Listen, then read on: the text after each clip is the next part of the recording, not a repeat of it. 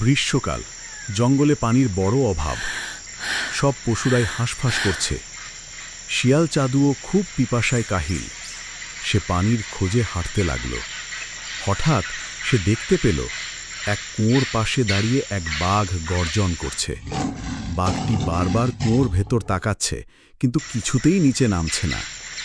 চাঁদু বাঘকে জিজ্ঞেস করল, ও বাঘ ভাই, কুয়োর পাশে দাঁড়িয়ে দাঁড়িয়ে কাঁদছ কেন?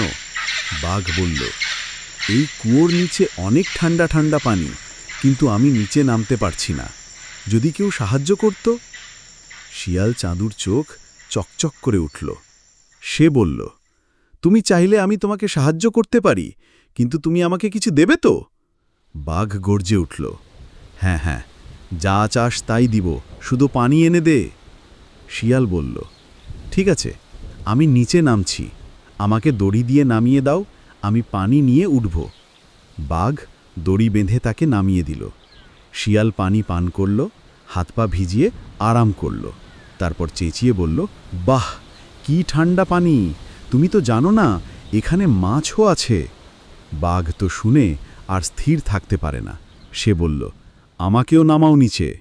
শিয়াল বলল, ঠিক আছে, আমি উঠে আসি, তারপর তোমাকে নামাই। শিয়াল উঠে এলো, তারপর দড়ি খুলে নিয়ে হাঁটতে শুরু করল। বাঘ চেঁচিয়ে বলল, তুই তো কথা রাখলি না, আমাকে তো নামালি না। শিয়াল পেছনে তাকিয়ে হাসল। বুদ্ধি দিয়ে বাঁচতে হয় ভাই, বাঘের কথায় নয়।